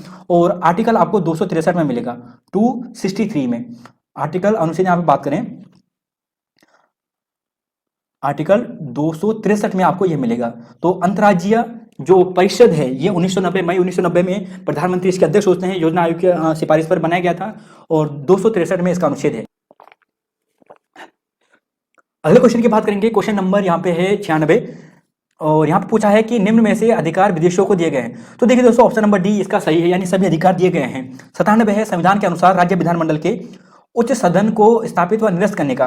तो ऑप्शन नंबर जो डी है भारतीय संसद वह सही है। विधानसभा की बात करें, इनके पास अधिकार होता है, ये अपने संसद में रख सकते हैं, प्रस्ताव रख सकते हैं, लेकिन जो अंतिम मुहर लगाता है वो भारतीय संसद लगाता है। तो ऑप्शन नंबर डी इसका राइट होगा। प्रधानमंत्री कार्यालय विभाग की बात करें तो 1961 इसका राइट है। तो प्रधानमंत्री विभाग की बात करेंगे तो 1961 इसका राइट है। तो ध्यान रखना 1961 यहाँ पे सही होगा। क्वेश्चन नंबर यहाँ पे है कि 99 है कि भारतीय संविधान के अनुच्छेद 280 किस विषय से संबंधित है। तो 280 किससे है? वित्त आयोग से संबंधित है। तो आप सभी जानते हैं 200 क्या है, वित्त आयोग से है 280। अब यहाँ पे कुछ और बातें अगर देखना चाहोगे तो देख सकते हैं दोस्तों कि 12 अक्टूबर जैसे प्रथम अध्यक्ष रंगनाथ राव थे, ये बात कर रहे हैं मानव अधिकार की। तो मानव अधिकार आयोग ये 12 अक्टूबर 1993 को गठित हुआ था, प्रथम अध्यक्ष रंगनाथ राव थे। और कुछ इंपोर्टेंट बातें अगर और देखना चाहोगे तो यह है निर्वाचन आयोग, 3 सदस्य आयोग होता है, 1993 में गठित किया गया था। और यानी पहले तो ये 2 सदस्य आयोग था, फिर 1993 से ये 3 सदस्य आयोग हो चुका था। और चुनाव आयुक्त की कार्यकाल की बात करें 6 साल होता है और 65 वर्ष इसकी आयु होती है। अगले क्वेश्चन की बात करेंगे। क्वेश्चन नंबर यहाँ पे 100 है कि संविधान की कौन सी अनुसूची दल बदल विरोध से संबंधित है। तो दल बदल आपको अनुच्छेद 10वीं में दिखेगा। और इसकी बात करें तो 52वां संविधान संशोधन 1985। तो यहाँ तक ये हो चुका, 52वां संविधान संशोधन 1985। 101 है भारत में संचित निधि का संरक्षक कौन है। संचित निधि का जो संरक्षक होता है वह होता है संसद।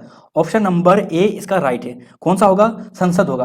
तो ध्यान रखना इसका जो राइट आंसर होगा ये होगा ऑप्शन नंबर ए संसद।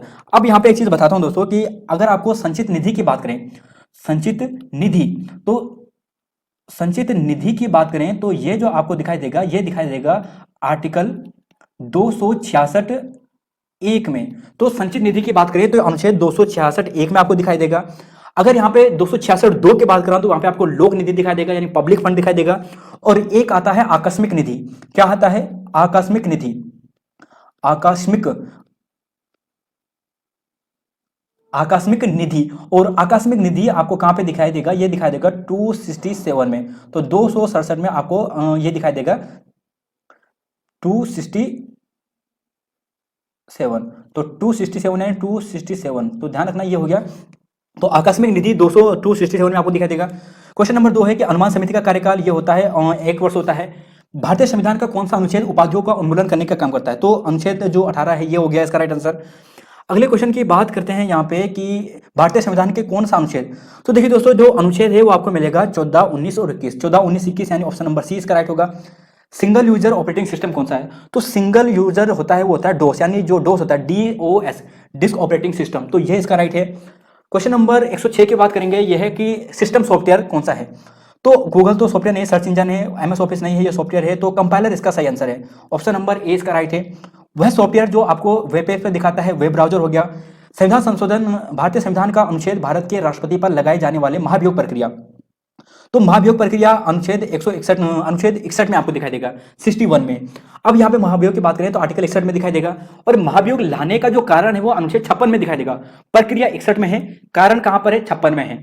अब यहाँ पे देखिए, सबसे पहले लोकसभा राज्यसभा में जाता है और जिसके लिए 1/4 मत का होना आवश्यक है। अभी विधानसभा में पूछा गया था, तो विधानसभा में यह पूछा गया था कि महाभियोग प्रक्रिया लाने के लिए कितने सदस्यों का हस्ताक्षर होना आवश्यक है? 1/4 सदस्यों का। अब जब 1/4 सदस्यों ने हस्ताक्षर कर दिए तब उसके बाद संसद में 2/3 मत से इसे पारित किया जाता है। तो यहां तक ये हो गया। क्वेश्चन नंबर यहाँ पे 9 है, 109 है कि कोई कंप्यूटर नेटवर्क से जुड़ता है वह कहलाता है। तो ये होता है IP एड्रेस। डिवाइस जो डिजिटल संकेतों को एनालॉग में बदलता है वो मॉडेम का कार्य होता है। और क्वेश्चन नंबर यहाँ पे बात करेंगे, यहाँ पे क्वेश्चन नंबर यहाँ पे 111 है। और कौन सी भाषा, कौन सी प्रोग्रामिंग भाषा है? तो प्रोग्रामिंग भाषा तो एक C हो गया, CCC, और ये हो गया जावा हो गया। तो यानी एक और क्या हो गया, 1 और 4, यानी ऑप्शन नंबर सी इसका राइट है।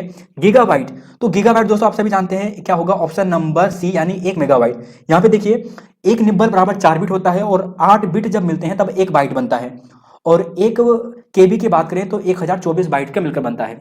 तो 1 MB 1024 KB, 1 GB 1024 MB, और 1 TB की बात करें तो 1024 GB, और 1 PB यानी पेंटाबाइट की बात करें तो 1024 GB। तो ये हो गया। क्वेश्चन नंबर 113 है कि निम्न में से कौन सी कंप्यूटर नॉन वोलेटाइल है। तो नॉन रोम, तो रोम, तो दोस्तों कंफ्यूजिंग होता है बहुत से स्टूडेंट को, तो आप ऐसे याद करना नॉन वोलेटाइल। देखो रोम कैसा लग रहा है कि नो जैसा कंपाउंड हो रहा है, यानी रोम रोम नो नो ओ आ रहा है ना, तो नो यानी नॉन वोलेटाइल, तो रोम होगा। तो इस हिसाब से आप इसे याद करना, रोम रैम वोलेटाइल और रोम की बात करें नॉन वोलेटाइल। कौन सा कंप्यूटर सिस्टम प्रेजेंटेशन के लिए होता है, पावर पॉइंट होता है जिसमें हम भी काम कर रहे हैं। और 115 की बात करें कि कौन सा कंप्यूटर सिस्टम के दिमाग के रूप में जाना जाता है, तो एक ही है और वह कौन सा होगा, सेंट्रल प्रोसेसिंग यूनिट यानी सीपीयू।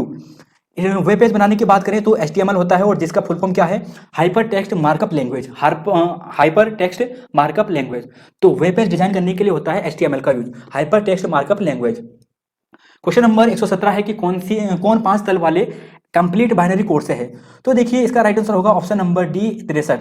तो आप इसे ऐसे कर सकते हैं, जैसे 2 की पावर करोगे, जैसे बाइनरी होता है 2, तो 2 की पावर अगर 5 करोगे तो काउंट करते जाओगे, यानी 2 का 4, 4 का 8, 8 का 16, 16 का 32, 32 का 64, यानी 5 बार में ये 64 से ज्यादा चले जाएगा, यानी 5 तक ही इसका सही आंसर आएगा। अगर 6 बार करोगे तो ये 64 पहुंच जाएगा और 64 ये अगले कोड में आ जाएगा, यानी 6 वाला हो जाएगा।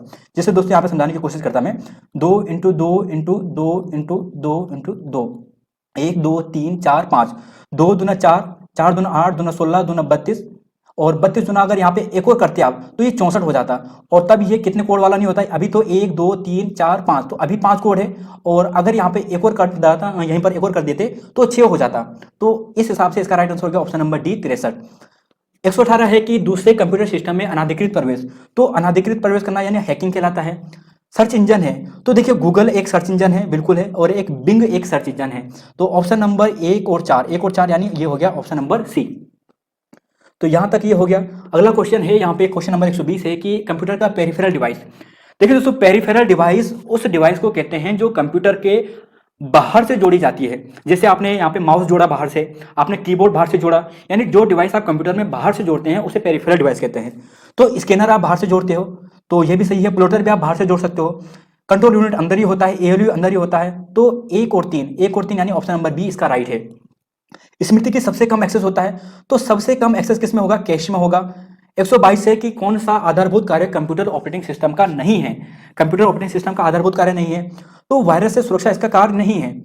सबसे तेज संचरण फाइबर में होगा, यानी जो ऑप्टिकल फाइबर होता है सबसे तेज होता है। किसका संबंध कंप्यूटर प्रोसेसर से नहीं है, सेलरोन i7, तो एंड्रॉइड ये कंप्यूटर उससे नहीं, ये कंप्यूटर उसमें आ जाता है मोबाइल से संबंधित। तो यहां तक ये हो गया। 125 है कि मल्टी यूजर। देखो MS DOS की बात करें तो MS DOS सिंगल यूजर होता है, तो एक जहां पे होगा वो गलत हो जाएगा, तो ये दोनों गलत हो गए, तो ऑप्शन नंबर बी इसका राइट है। तो ये हो गया यूनिक्स और आपको मिलेगा विंडोज NT। पेट्रोल की गुणवत्ता ऑक्टेन पे दी जाती है, ऑप्शन नंबर डी। फरोख में पाई जाने वाली जो शर्करा है उसे क्या कहते हैं, उसे फ्रक्टोज कहते हैं। हमारे रक्त में हीमोग्लोबिन क्या होता है, आयरन के कारण होता है। तो 128 का सी हो गया। क्वेश्चन नंबर 129 है हीरा और ग्रेफाइट। तो हीरा और ग्रेफाइट आपको मिलेगा कार्बन का अपर रूप। जो हीरा होता है और जो ग्रेफाइट होते हैं वो कार्बन का ही एक प्रकार है, कार्बन का ही एक रूप है, इसे कार्बन का अपर रूप कहते हैं। विद्युत का विद्युत रोधी यानी इंसुलेशन किसमें होता है, तो देखिए दोस्तों रेशम इसका सही होगा। मानव शरीर में 1000 ओम तक जो इसका इंसुलेशन होता है, लेकिन रेशम इसका सबसे ज्यादा सही होगा, यहाँ पे इंसुलेशन होता है। दो सजातीय चुंबक। अब दोस्तों यहाँ पे देखिए ये है नॉर्थ और नॉर्थ, यानी एक हो गया और ये हो गया नॉर्थ, और एक हो गया साउथ और एक हो गया नॉर्थ। तो यानी ये चुंबक है, दो पोल होते हैं ना, एक साउथ पोल होता है एक नॉर्थ पोल होता है। अगर सेम पोल है तो ये अपोज करेंगे, अगर एक ही पोल है तो ये क्या करेंगे, अट्रैक्ट करेंगे। तो इस चीज का ध्यान रखना। तो सजातीय होंगे यानी एक जैसे होंगे तो क्या करेंगे, रिपल करेंगे, ऑप्शन नंबर ए। क्वेश्चन नंबर 132 है कि कौन सा आदर्श गैस है, तो नियोन एक आदर्श गैस है। पेनिसिलिन की बात करें ये प्रतिजैविक है, ऑप्शन नंबर सी इसका राइट है। और यहाँ पे बात करें मानव शरीर के रक्त छन्ने की क्रिया, ये किडनी करती है यानी वृक्क हो गया। लाल किट रोग, तो लाल किट रोग इसका राइट आंसर क्या होगा, तो इसका राइट आंसर दीजिए दोस्तों क्या हो सकता है। क्वेश्चन नंबर यहाँ पर है 135, लाल किट रोग किसमें होता है, तो इसका राइट आंसर है ऑप्शन नंबर बी यानी शैवाल। मच्छर जनित रोग होता है, नहीं है, तो ये स्लीपिंग जो सिकनेस है ये नहीं है। टेलीफोन का आविष्कार किसने किया था, ग्राहम बेल ने किया था, ऑप्शन नंबर डी इसका राइट है। और अगले क्वेश्चन है यहाँ पे कि आंख की रेटिना में उपस्थित संवेदनशील कोशिका कहलाती है। तो आंख के रेटिना में तो एक तो रोड्स होता है, बिल्कुल सही है, और एक कॉन्स होता है। तो roads cons option number A इसका सही है, तो ये ऑप्शन नंबर ए इसका सही है, यानी रोड्स कॉन्स दोनों हो गए। रतौंधी रोग विटामिन ए की कमी से होता है। प्रकाश की, देखो दोस्तों जो लाइट होती है उसकी जो हम यूनिट नापते हैं वो लक्स में नापते हैं। और केल्विन की बात करें तो केल्विन हम ताप में मापते हैं, एम्पियर करंट का मापते हैं, ओम हम रेजिस्टेंस यानी जो प्रतिरोध होता है वो मापते हैं। 141 बैटरी का प्रयोग किया जाता है परिपथ में धारा प्रवाह करने के लिए। बिल्कुल ऑप्शन नंबर बी सही है। यानी जब हम एक बैटरी होती है, जब हम उसे क्या करते हैं कि जब उसे लगाते हैं तो करंट को प्रवाह कराने के लिए करवाते हैं। तो ये हो गया। ब्रायोफाइट क्या है और टेरोफाइट्स, इन दोनों में जो कॉमन है वह है भ्रूण निर्माण। तो ये हो गया। अगर दोस्तों यहाँ पे एक चीज की बात करें कि इसकी कट ऑफ की बात करें, तो अगर आपकी 140, 145 और 155 के बीच में है तो आपका सिलेक्शन के चांस है, काफी चांस है, बहुत चांस है, क्योंकि नंबर ऑफ स्टूडेंट काफी है। कोई कहेंगे आपको कि 160 प्लस आने अनिवार्य है, तो वो गलत होगा। 140 और 50-55 के आसपास अगर आपके नंबर हैं तो आपके सिलेक्शन के चांस हैं। इसकी बात करें 143वां क्वेश्चन है, सामान्यतः एक स्वस्थ मानव हृदय, तो 72 आ गया। ट्राइटियम क्या है दोस्तों? ये कार्बन, ये हाइड्रोजन का एक पार्ट है, समस्थानिक वगैरह हो गया। और शुष्क बर्फ है, यानी जो इसे बोलते हैं ठोस CO2। ध्यान रखना ये शुष्क गलत है, ऑप्शन नंबर ए ही इसका सही है। मॉर्फिन क्या है? मॉर्फिन स्टेरॉइड गलत है, जो एल्कलॉइड है। ये क्या है? एल्कोलॉइड है। क्या है? एल्कोलॉइड। जल जीवन मिशन की शुरुआत कब की गई थी? अगस्त 2019 में की गई थी। तो जल जीवन अगस्त 2019 में की गई थी, ये ध्यान रखना। और 2024 तक इसका टारगेट है। समाध 20 कार्यक्रम की बात करें तो यह जो कार्यक्रम अभी हाल ही में जारी किया गया था, ये जो मानसिक रोग से हैं, यानी जो मेंटल हेल्थ जिनकी सही नहीं है, उनके लिए एक नंबर जारी किया गया था। तो ऑप्शन नंबर बी इसका सही है। अगले क्वेश्चन की बात करेंगे 149 है, समग्र शिक्षा, तो ये विद्यालय शिक्षा से संबंधित है। लार में देखो ये टाइलिन पाया जाता है और स्टार्च इसका राइट है, यानी स्टार्च का एक पार्ट हो गया यहाँ पे, ऑप्शन नंबर बी। 17वें मुख्यमंत्री गुजरात के भूपेंद्र पटेल हो गया। पंजाब के राज्यपाल कौन है? तो पंजाब के जो राज्यपाल है, यानी 152 की बात करें तो 152 का क्या होगा? इसका राइट आंसर दीजिए दोस्तों। 152 का राइट आंसर क्या होगा? 152 का राइट आंसर क्या होगा? तो कलराज मिश्र बिल्कुल गलत है, बंदातु दत्तात्रेय और बनवारी लाल पुरोहित इसका राइट आंसर होगा, ऑप्शन नंबर सी। अगला क्वेश्चन है यहाँ पे 153वां है कि भारतीय वायुसेना का नया अध्यक्ष किसे चुना गया है? तो वह चुना गया है यहाँ पे विवेक राम चौधरी जी को। और पहले कौन थे? वे थे RKS भदौरिया जी। अगला क्वेश्चन है यहाँ पे 154 है कि राष्ट्रीय अल्पसंख्यक आयोग के अध्यक्ष किसे बनाया गया है? तो राष्ट्रीय अल्पसंख्यक आयोग के जो अध्यक्ष की बात करें तो ये आपको मिलेगा ऑप्शन नंबर ए, यानी सरदार इकबाल सिंह लालपुरा। तो सरदार इकबाल सिंह लालपुरा इसका राइट आंसर है, ध्यान रखना, काफी इंपॉर्टेंट है अभी। और सीमा सड़क की बात करें तो लद्दाख में बनाया गया था, सबसे मोटरेबल वाला। और भारत और सऊदी अरेबिया की बीच बात करें तो इसका जो राइट आंसर है ये है अल मोहम्मद अल हिंदी 2021, यानी इसका जो राइट आंसर हो गया दोस्तों ये हो गया ऑप्शन नंबर इसका हो गया ए, ऑप्शन नंबर ए इसका राइट हो गया। और केंद्र सरकार ने किस स्थान में भारतीय बिरसा संस्थान, तो ये नोएडा इसका राइट आंसर है। क्वेश्चन नंबर 158 है दोस्तों कि 67 राष्ट्रीय फिल्म अवार्ड तो छिछोरों को दिया गया था। और यहीं पर अगर हम बात करते हैं बेस्ट एक्टर की, और तो बेस्ट एक्टर है वो है धनुष, और एक नाम और है मनोज बाजपेयी। तो मनोज बाजपेयी और कंगना रनौत। तो यहाँ पे ये ध्यान रखिए, एक्ट्रेस की बात करें तो कंगना रनौत, और एक्ट्रेस की बात करें तो धनुष, और कौन है? मनोज बाजपेयी हो गया। तो ये हो गया। और एक है मार्कन, जो लायन ऑफ द अरेबियन सी, उसे बेस्ट फिल्म का भी अवार्ड दिया गया था, यानी जो बेस्ट फीचर फिल्म है उसका अवार्ड दिया गया था। अगला क्वेश्चन है क्वेश्चन नंबर 159 की किस देश ने विश्व की सबसे बड़ी कार्बन ट्रेडिंग, तो सबसे बड़ी कार्बन ट्रेडिंग की बात करें तो इसका जो राइट आंसर है यह ऑप्शन नंबर बी, यानी चीन। भारत में कितनी भाषाओं को दर्जा है? वो 6 आ गया। कौन कौन सी है? जैसे बात करें संस्कृत, तमिल, तेलुगु, कन्नड़ और मलयालम और ओडिशा। नवरोज क्या है? नवरोज की बात करें तो ये पारसी नववर्ष का त्योहार है, और बलबन द्वारा इसकी शुरुआत की गई थी। किसके द्वारा? बलबन द्वारा। तो बलबन द्वारा भारत में इसकी शुरुआत की गई थी। और यहाँ पे बात करें क्वेश्चन नंबर 162 है, 20 सितंबर 2021 को तीसरी बार कनाडा के, तो जस्टिन ट्रूडो इसका राइट आंसर हो गया। अगले क्वेश्चन की बात करेंगे, क्वेश्चन नंबर यहाँ पे है 163, और 163 क्वेश्चन की बात करेंगे कि धोलावीरा हड़प्पा सभ्यता का जो प्राचीन केंद्र है, दक्षिण केंद्र है, यूनेस्को ने विश्व विरासत साइट किसे घोषित किया था? तो आप सभी जानते हैं ये कहाँ पे होगा, आपको मिलेगा ये गुजरात में मिलेगा, धोलावीरा। और धोलावीरा की बात करें तो कुछ इंपॉर्टेंट बातें आप ध्यान रखिए। ये नगर ऐसा है कि इसको आप अगर धोलावीरा की बात करें तो आपको इसके 3 नगर मिलेंगे, 1, 2 और 3, यानी आपको ये 3 नगर मिलेंगे, 3 नगर प्रकार के नियोजन मिलेगी।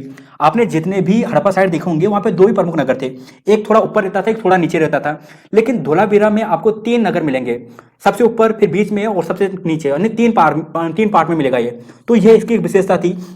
इसके अलावा यहाँ पर उत्खनन जो इसका करवाया था RS बिष्ट ने करवाया था। 1968 में इसकी खोज जगपति जोशी जी ने की थी। कर्क रेखा से होकर गुजरने वाला है ये, कर्क रेखा, तो कर्क रेखा से होकर गुजरने वाला हड़प्पन साइट, यानी ये हो गया। और यहाँ पे और कुछ और इंपॉर्टेंट बात है कि यहाँ पर हमें हड़प्पा लिपि भी हमें प्राप्त हुई है, पत्थर पे लिखी हुई। तो ये हो गया। 164 की बात करें कि उस केंद्र शासित प्रदेश का नाम बताएं जो 100% ऑर्गेनिक, तो ये लक्षद्वीप इसका राइट आंसर है। तो लक्षद्वीप यानी ये हो गया 32 वर्ग किलोमीटर इसको स्क्वायर है। और इसके वर्तमान में अगर बात करें तो वो कौन है? प्रफुल्ल पटेल। कौन है? प्रफुल्ल पटेल। तो प्रफुल्ल पटेल इसके वर्तमान में प्रशासक है। तो यानी यहां तक ये हो गया। 165 है कि अखिल भारतीय ट्रेड यूनियन की बात करें तो देखिए दोस्तों, ऑप्शन नंबर जो बी है, लाला लाजपत राय इसके अध्यक्ष हैं। अगर यहाँ पे हम बात करें अखिल यूनियन जो ट्रेड यूनियन की बात करेंगे, एमएन राव इसके सबसे पहले, एमएन राव द्वारा इसकी स्थापना की गई थी और लाला लाजपत राय इसके पहले अध्यक्ष थे। और यहाँ पर अगर बात करें जैसे ये इसकी स्थापना कब गई थी? 1920 में की गई थी, 1920 में। तो 1920 में इसकी स्थापना की गई थी और लाला लाजपत राय इसके पहले अध्यक्ष थे। एक प्रश्न पूछा दोस्तों, लाला लाजपत राय की एक फेमस बुक है, इस बुक का क्या नाम है? तो यह भी आप जरूर बताइए। Overdraft saving the Indian saver की बात करें तो उर्जित पटेल इसका राइट आंसर है। उर्जित पटेल इसका राइट आंसर है। और भारत में सेज नीति की बात करें तो भारत में जो सेज नीति की जो शुरुआत हुई थी वो कांडला से हुई थी, कांडला, और इसे अभी हाल ही में हरित सेज भी बनाया गया था। तो ऑप्शन नंबर बी है इसका राइट है। तो 168 है कि टोक्यो ओलंपिक में भारत ने कुल कितने कांस्य पदक जीते थे? तो कांस्य पदक की बात करें तो भारत ने 4 जीते थे, यानी 4 तो कांस्य पदक हो गया, यानी कांस्य पदक यानी ये हो गया। और एक की बात करें तो दोस्तों एक जो जीता था वो स्वर्ण पदक जीता था। और यहाँ पर अगर बात करें जो 3 की बात करें, यानी देखो 4 तो कांस्य पदक जीते, और यहाँ पे अगर हम 2 की बात करें तो 2 दिए गए थे सिल्वर पदक। तो 2 कौन से थे? सिल्वर थे। तो इस चीज का भी आप याद करें, सिल्वर 2 पदक थे, कांस्य 3 पदक, 4 पदक थे, 4 2 6 हो गया, और 1 स्वर्ण पदक थे। तो यानी टोटल 7 पदक जीते थे। और सबसे ज्यादा यूनाइटेड स्टेट था जहां पे उसने 113 पदक जीते थे, जिसमें से 39 क्या थे? गोल्ड थे। उस फिल्म का नाम बताया जिसने कांस फिल्म उत्सव में हाल ही में जो पालम डी और अवार्ड जीता था। तो इसका राइट आंसर क्या है? टाइटने है, यानी ऑप्शन नंबर ए इसका राइट है। और 2021 का है ये, और 2020 की बात करें, 19 की बात करें, 19-20 का तो पैरासाइट था। क्वेश्चन नंबर 117 है, महाशु, दांगली और झाली जैसे जो प्रसिद्ध लोक नृत्य है भारत के किस राज्य से संबंधित है? तो दोस्तों यह है हिमाचल प्रदेश से। तो ऑप्शन नंबर सी इसका राइट है। ध्यान रखना, झारी जो यहाँ पे झाली हो गया, वो महसू हो गया, महसू देवता भी आप समझते होंगे, जौनसार क्षेत्र में ये काफी हिमाचल का पार्ट भी बन जाता है कई बार। तो ये हिमाचल से संबंधित है। नीरज चोपड़ा ने टोक्यो ओलंपिक में किस इवेंट में जीता था? ये जीता था जेवलिन थ्रो में, आप सभी जानते होंगे। और 172 है, निम्नलिखित में से किस राज्य ने भारत में पुरुष हॉकी टीम थे? तो जो नवीन पटनायक जी हैं, उड़ीसा जी के सीएम, उड़ीसा के सीएम, काफी उन्होंने प्रोत्साहन दिया था, तो उड़ीसा इसका राइट आंसर है। अगले क्वेश्चन की बात करेंगे, क्वेश्चन नंबर 173 है, भारत में वर्ष 2021 में किस दिन को विभाजक विभीषिका स्मृति दिवस, तो इसे हाल ही में मनाने की घोषणा की गई थी।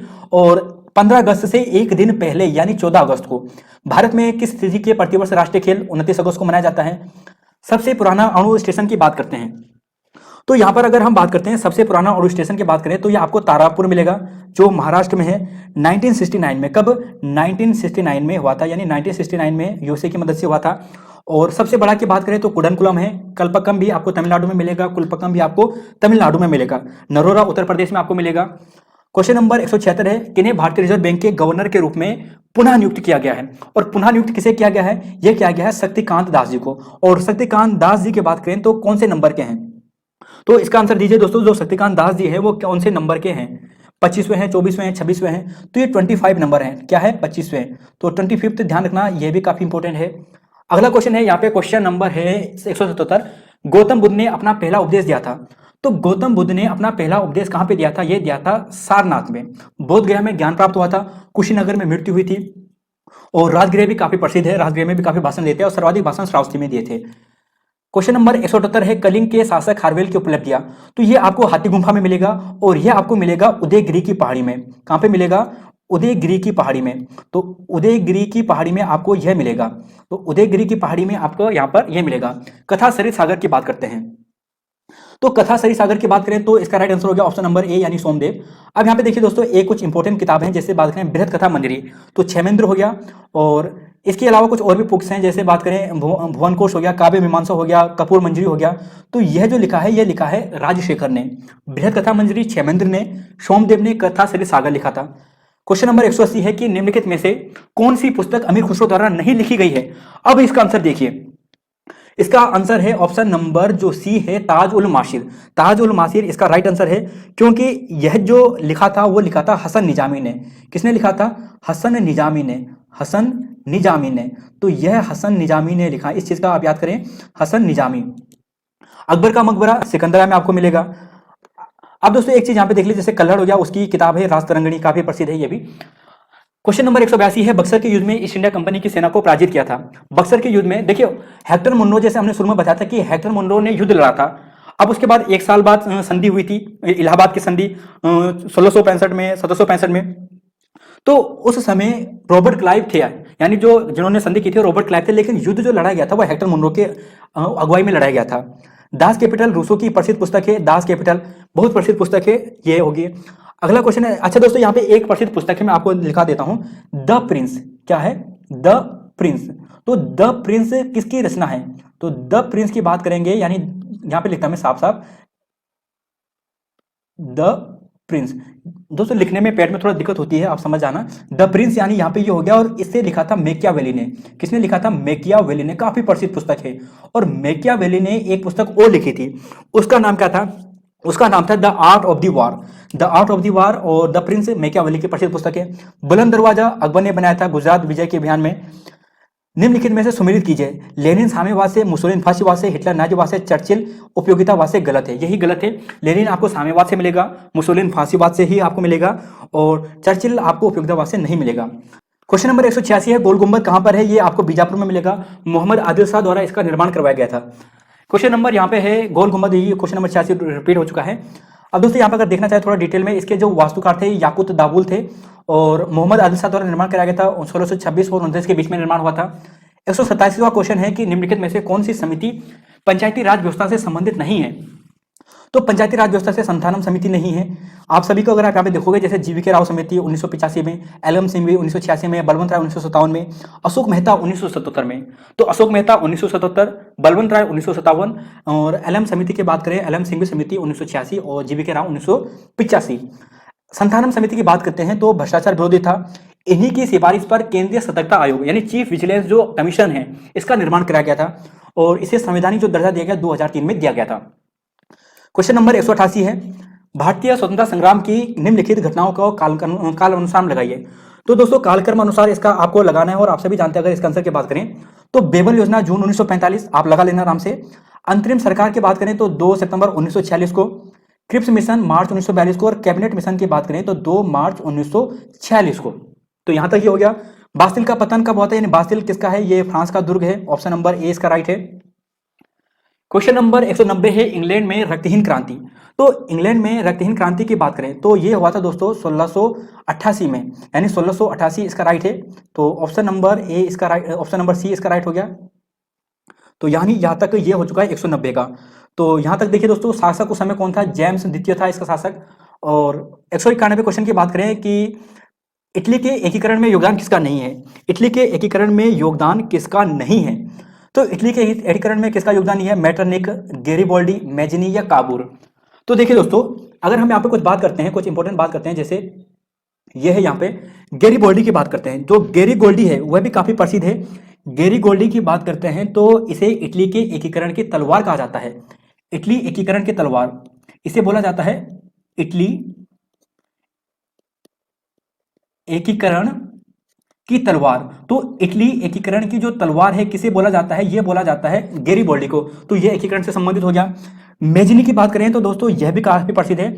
इसे तो जनक कहा जाता है, यानी एकीकरण का जनक कहा जाता है। एकीकरण यानी इटली एकीकरण का जनक इसे कहा जाता है। तो यानी यहां तक ये हो गया। और काबुल की बात करें तो यह भी काफी प्रसिद्ध है, उसे बिस्मार्क कहा जाता है। इटली का बिस्मार्क, इटली का बिस्मार्क। तो तीनों तो यहां से संबंध हो गए, केवल एक ही यहां से संबंध नहीं हुआ, और वह कौन सा है? ऑप्शन नंबर ए इसका राइट हो गया। रोमनोव वंश का संबंध किस देश से है? तो रोमनोव जो वंश आपको संबंध मिलेगा वो रूस से मिलेगा। तो ऑप्शन नंबर सी इसका राइट है। प्रथम विश्व युद्ध के पश्चात शांति सम्मेलन यह कहां पे हुआ था? पेरिस में हुआ था। पेरिस की बात करें तो एक संधि हुई थी, और इस संधि की बात करें इसे बोलते हैं वर्साई की संधि, काफी प्रसिद्ध है। यानी जो प्रथम विश्व युद्ध हुआ था तो जुलाई 1914 से शुरू हुआ था, 11 नवंबर 1918 तक हुआ था। अब यहां पर जो संधि हुई थी वर्साई की संधि हुई थी। तो वर्साई की संधि की बात करें, यहां पे लिखता मैं वर्साई, वर्साई की संधि। तो वर्साई की संधि की बात करते हैं, इसे हम पेरिस भी कहते हैं, यानी पेरिस भी हो गया। और यह जो संधि हुई थी वर्साई या पेरिस की जो संधि हुई थी वह हुई थी 18 जून 1919, 18 जून 1919 को। तो यह ध्यान रखना। वाटरलू का युद्ध कब हुआ था? तो वाटरलू भी काफी प्रसिद्ध है, 1815 में हुआ था। ऑप्शन नंबर डी इसका राइट हो गया। और यहाँ पे बात करें, अगला क्वेश्चन है, नादिर शाह ने भारत पर कब आक्रमण किया था? तो 1739 में किया था और इसी को करनाल का युद्ध भी कहते हैं, तो ध्यान रखना करनाल का युद्ध। अगला क्वेश्चन है क्वेश्चन नंबर 196 की निम्नलिखित में से कौन सा सकलोत्तर पथनाथ नाम से जाना जाता है? तो सकलोत्तर पथनाथ के नाम से जो जाना जाता है वो जाना जाता है हर्षवर्धन को। किसे? हर्षवर्धन को। अब हर्षवर्धन से संबंधित अभिलेख है बांसखेड़ा अभिलेख, मधुबन अभिलेख, और यहाँ पे अगर कुछ और इंपॉर्टेंट बात करें, जो पुस्तकें हैं हर्षवर्धन की, रत्नावली हो गया, प्रियदर्शिका हो गया, नागांध हो गया, ये हर्षवर्धन की है। और बाणभट्ट की बात करें तो बाणभट्ट की जो रचना है हर्षचरित, कादंबरी और चंडी शतक। तो ये हो गया। क्वेश्चन नंबर 197 है कि गौतमीपुत्र सतकर्णी किस वंश से संबंधित है? तो इसका जो राइट आंसर है ये है ऑप्शन नंबर ए, यानी सातवाहन वंश। अब यहां पर अगर हम बात करते हैं सातवाहन वंश की बात करते हैं, तो देखिए दोस्तों, आंध्र सातवाहन वंश की बात करें तो इसका जो संस्थापक था, तो संस्थापक कौन था? संस्थापक, तो संस्थापक जो इसका था उसका नाम क्या था? उसका नाम था सिमुक। क्या नाम था इसका? सिमुक। तो सिमुक इसका संस्थापक था और इसके और भी कई प्रसिद्ध शासक हुए। प्रतिष्ठान इसकी राजधानी थी, यानी प्रतिष्ठान, तो प्रतिष्ठान इसकी राजधानी थी, जो आपको कहाँ पे मिलेगा? ये औरंगाबाद में आपको राजधानी मिलेगी। और इसके अलावा गौतमीपुत्र जो सतकर्णी है काफी प्रसिद्ध है, सातवाहन वंश से संबंधित है। और इन्होंने नासिक अभिलेख, इनका एक नासिक अभिलेख है, ये काफी प्रसिद्ध है। इसमें उन्होंने बताया था कि इनके जो घोड़े हैं उन्होंने तीनों समुद्र का पानी पिया है, तो ये काफी इंपॉर्टेंट है। अब बात करते हैं, क्वेश्चन नंबर 198 है कि कौन सा सुमेलित नहीं है? प्रयाग प्रशस्ति हरिशयन का है, भीतरी अभिलेख पुलकेशिन द्वितीय का, जूनागढ़ अभिलेख रुद्रदामन का, धौली अभिलेख अशोक का। तो ऑप्शन नंबर सी इसका राइट है। पुलकेशिन की बात करें तो पुलकेशिन द्वितीय का अभिलेख एहोल अभिलेख है। इसमें यह बताया उन्होंने कि जो हर्षवर्धन है उसे मैंने पराजित किया है, यानी हर्षवर्धन को पुलकेशिन द्वितीय ने पराजित किया था।